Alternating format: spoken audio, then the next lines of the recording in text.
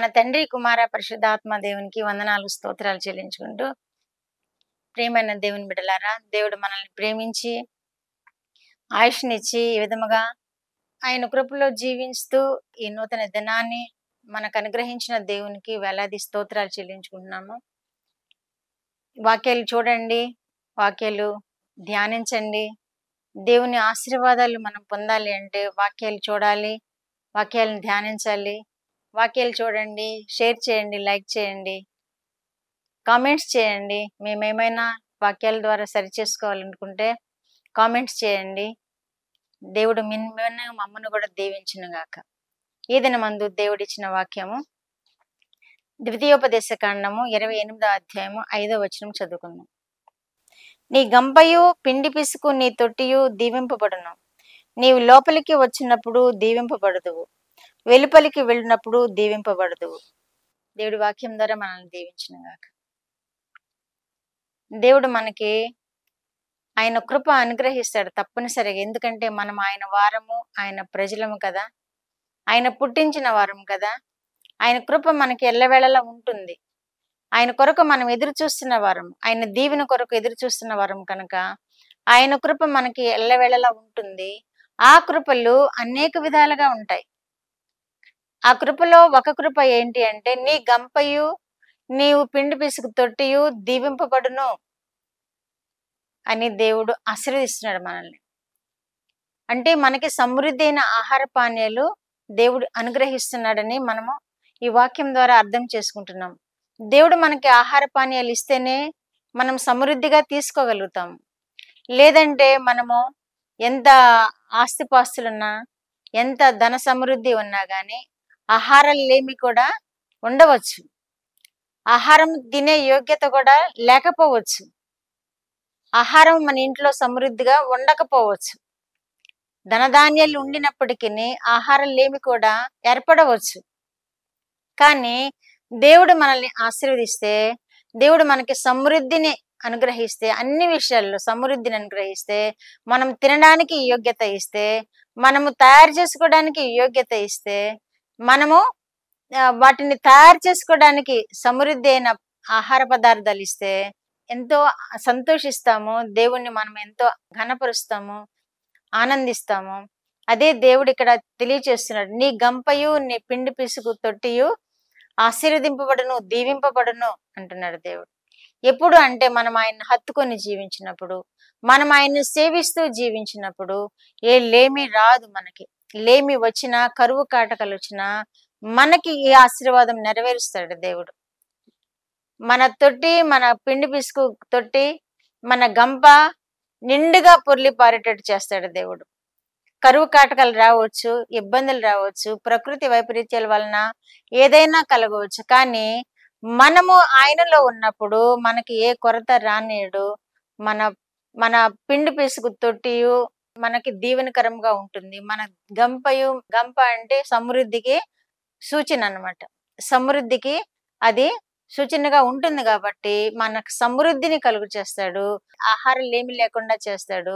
అంత మాత్రమే కాదు, నీవు లోపలికి వచ్చినప్పుడు దీవింపబడదువు, వెలుపలికి వెళ్ళినప్పుడు దీవింపబడదు. ఈ మధ్య మనం చూస్తున్నాము కదా, హైదరాబాద్ టు బెంగళూరు వెళ్ళే బస్సు కర్నూలు దగ్గర యాక్సిడెంట్ అవ్వటం మనం చూస్తున్నాం. వాళ్ళందరూ మంచి హోదా కలిగిన ఉద్యోగస్తులు. వాళ్ళు సెలవులకు వచ్చారు, దీపావళికి వచ్చి ఉంటారు బహుశా. మరలా తిరిగి వాళ్ళ డ్యూటీకి హాజరవటానికి వాళ్ళ రెసిడెన్స్ కి వెళ్తున్నారు. వాళ్ళకి తెలియదు, ఏమవుతుందో తెలియదు. సమృద్ధిగా ఉండుంటుంది వాళ్ళకి, కానీ వారు మధ్యలోనే ఆ స్థితిని కోల్పోయారు, వారి జీవాన్ని కోల్పోయారు. ఎందుకంటే వారికి తెలియదు, వారికి అలా జరుగుతుందని కూడా తెలియదు. మనము చూస్తున్నాము కదా, ఆ యాక్సిడెంట్ చూస్తున్నాము కనుక మనం ఏమి ఆలోచిస్తామో అది నెరవేరకపోవచ్చు, ఏది చేపడతామో అది నెరవేరకపోవచ్చు. కానీ దేవుని కృప మనతో ఉంటే మనకు సమృద్ధి ఉంటుంది, మనకి కాపుదల ఉంటుంది. దేవుని హస్తం క్రింద మనము దాచబడి ఉంటాము. ఎప్పుడు ఏమి జరుగుతుందో ఎవరికి తెలియదు. కానీ మనము దేవునిలో ఉన్నప్పుడు జరగబోయేది కూడా మనకు చూపిస్తాడు. అది తప్పించుకునే మార్గాన్ని కూడా మనకి చూపిస్తాడు. అంత గొప్ప దేవుడు మనకున్నాడు కనుక మనము దేవుని మీద ఆధారపడితే మనం బయటికి వెళ్ళినప్పుడు ఆయన దీవిస్తాడు, లోనికి వచ్చినప్పుడు దీవిస్తాడు, మన ప్రయాణాలను దీవిస్తాడు, ఉద్యోగాలకు వెళ్ళే వాళ్ళని ఉద్యోగాల్లో ప్రయాణాల్లో దీవిస్తాడు, ఉద్యోగాలు చేసుకునేటప్పుడు దీవిస్తాడు, అన్ని ఆశీర్వాదాలు ఇస్తాడు దేవుడు. ఎప్పుడు అంటే మనం ఆయన్ని హత్తుకొని ఉన్నప్పుడు. సారేపతు విధవరాలు కూడా అదే సమృద్ధిని పొందింది కదా.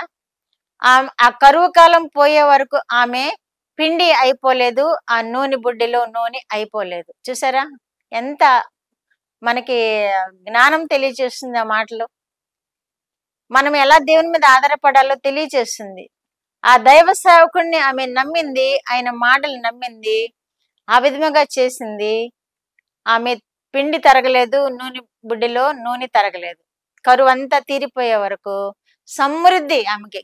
ఆమె కూడా అలాగే దీవింపబడింది కనుక మనం కూడా దీవింపబడతాం. ఎప్పుడు అంటే మనము దేవుణ్ణి హత్తుకొని జీవించినప్పుడు, దైవ సేవకుల యొక్క మాటలు మనము అర్థం చేసుకుని ఆ విధముగా జీవించినప్పుడు మనము కూడా ఆశీర్వదింపబడతాము, మనము కూడా వర్ధిల్లుతాము ఈ లోకంలో. మనము కూడా దేవుని కాపుదల్లో లోపలికి బయటికి వెళ్తున్నప్పుడు క్షేమంగా ఉండగలుగుతాము.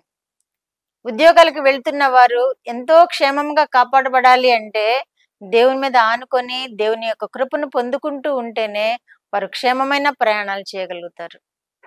దేవుడు అట్టి కృప వినుచున్న బిడ్డలందరికీ దయచేయును గాక. ఆమేన్. ప్రార్థన. మా దేవా, మా ప్రియ పరలోక ప్రభువా, మీ పరిశుద్ధ పాదములకు వందనాలు, స్తోత్రాలు. మా రక్షకుడు అయిన యేసుక్రీస్తు దేవా స్తోత్రములు, పరిశుద్ధాత్మ దేవా స్తోత్రములు. ఇచ్చిన వాక్యము కొరకు స్తోత్రములు ప్రభువా.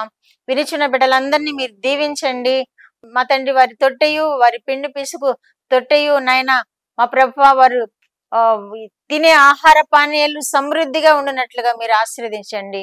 వారిని మీరు ఎక్కల నీడన కాపాడండి. ఆయురారోగ్యములు నాయన, సమృద్ధి అయిన జీవనము, సమృద్ధి అయిన ఆహార పానీయాలు ఇచ్చి కాపాడండి ప్రభువా. మీ మీద ఆనుకున్న వారిని నాయన మీరు ఎక్కల నీడన భద్రపరచండి. వారు బయటికి వెళ్తున్నప్పుడు, లోనికి వస్తున్నప్పుడు వారిని కాపాడండి ప్రభువా. ఎవరైతే మీ వైపు చూస్తున్నారో వారి కృపలను అనుగ్రహించండి, సమృద్ధితో నింపండి, కాపుదల భద్రత ఇచ్చి మీరు నడిపించండి. మా ప్రార్థనలు కోరిన బిడ్డలేటలు కూడా మీరు అద్భుత కార్యములు జరిగించి మహిమ పొందమని యేసుక్రీస్తు వారి పేరిట ఈ మనవులు మీ పాదముల యొద్ద వేడుకుంటున్నాను పరమ తండ్రి. ఆమేన్.